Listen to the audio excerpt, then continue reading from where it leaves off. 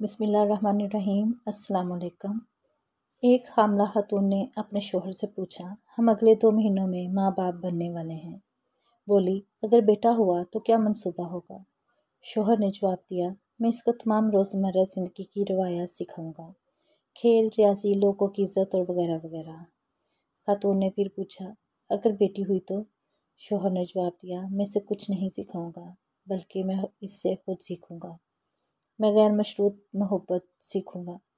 میری بیٹی یہ کوشش کرے گی کہ وہ میری پرورش اپنے ایک مخصوص زاویہ نگاہ سے کرے، بالوں کی کنگھی کرنے سے لے کر ڈریسنگ تک، ابتدائی گفتگو سے لے کر انتہائی گفتگو تک، نیز کہ وہ میرے ہر کام کو اپنی زاویہ نظر سے ترتیب کرے گی۔